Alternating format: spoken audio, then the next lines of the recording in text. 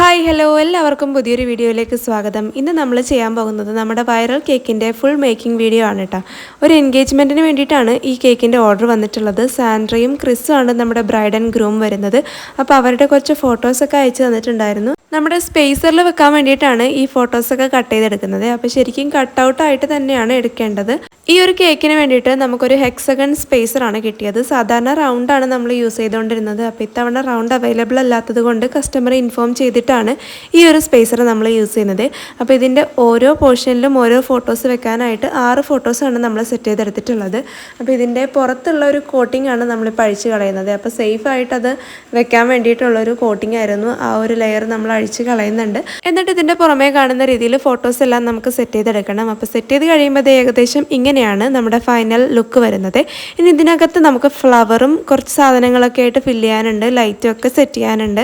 അപ്പോൾ അതിനായിട്ട് നമുക്ക് കുറച്ച് പേപ്പർ യൂസ് ചെയ്തിട്ട് ഇങ്ങനെ ഇതൊന്ന് ഫില്ല് ചെയ്ത് കൊടുക്കുന്നുണ്ട്. ഇതിൻ്റെ കൂടെ മിക്സപ്പ് ആയിട്ടാണ് നമ്മൾ കുറച്ച് ഫ്ലവേഴ്സും കൂടെ ഇതിനകത്തോട്ട് കൊടുക്കാനായിട്ട് ഉദ്ദേശിക്കുന്നത് കേട്ടോ. പിന്നെ ചെറിയ ബോട്ടിലിൻ്റെ ക്യാപ്പായിട്ടൊക്കെ യൂസ് ചെയ്യുന്ന LED ബൾബിൻ്റെ ആ ഒരു സെറ്റപ്പും കൂടെ നമ്മൾ ഇതിനകത്തോട്ട് വെച്ച് കൊടുക്കുന്നുണ്ട്. ഇത്രയും സംഭവങ്ങളായി കഴിയുമ്പോഴത്തേക്ക് സ്പേസർ ഏകദേശം റെഡി ആയിട്ടുണ്ട്. ഇനി ഇതിനെ ഒന്നും കൂടെ റീഅറേഞ്ച് ചെയ്ത് സെറ്റപ്പ് ആക്കി എടുത്താൽ മതി കേട്ടോ. ഈ ബൾബിൻ്റെ തൂങ്ങിക്കിടക്കുന്ന ഭാഗവും കൂടെ നമുക്ക് ആ സ്പേസറിൻ്റെ വാളിലോട്ടൊന്ന് ഒട്ടിച്ച് കൊടുത്തു കഴിഞ്ഞാൽ ഇതിൻ്റെ പണി കംപ്ലീറ്റ് ആയി. ഇനി നമുക്ക് കേക്കിൻ്റെ വർക്കിലോട്ട് കിടക്കാം. അപ്പം നമ്മൾ ഏറ്റവും ബേസിൽ യൂസ് ചെയ്യുന്നത് തെർമോക്കോളിൻ്റെ ഡമ്മിയാണ്. അപ്പോൾ അതിൻ്റെ പുറത്തായിട്ട് കാണുന്ന ചെറിയ നൂല് പോലത്തെ ഒരു സംഭവമുണ്ട്. അത് കട്ട് ചെയ്യുമ്പോൾ വരുന്നതാണ്. അത് ഒഴിവാക്കാനായിട്ട് നമ്മൾ ജസ്റ്റ് ഒന്ന് ഫ്ലെയിമിൽ കാണിച്ചു കൊടുക്കുന്നുണ്ട്. വളരെ ചെറുതായിട്ട് കാണിച്ചാൽ മതി, ഇല്ലെങ്കിൽ ഫുള്ളായിട്ട് ഉരുകി പോകും. അപ്പോൾ കെയർഫുൾ ആയിട്ട് ചെയ്യേണ്ട ഒരു കാര്യമാണ്. നമ്മുടെ തെർമോക്കോൾ ഡമ്മീനെ ഈ ബേസിലൊന്ന് സെറ്റാക്കി വെക്കാനായിട്ട് ഡബിൾ സൈഡ് സ്റ്റിക്കറാണ് കേട്ടോ യൂസ് ചെയ്തിട്ടുള്ളത്. ഇനി നമുക്ക് കേക്കിൻ്റെ ക്രം കോട്ടിങ്ങിലോട്ട് പോകാം. അപ്പോൾ ഈ ഒരു off white colour customer demand ചെയ്തിരുന്നതായിരുന്നു. കേക്കിന് ഓഫ് വൈറ്റ് കളർ കൊടുത്തിട്ട് സൈഡിലൊക്കെ കുറച്ച് ഗോൾഡൻ ഫോയിലിൻ്റെ വർക്കൊക്കെ മതി, വളരെ സിമ്പിളായിട്ട് മതി എന്നുള്ളതായിരുന്നു കേട്ടോ കസ്റ്റമർ പറഞ്ഞിരുന്നത്.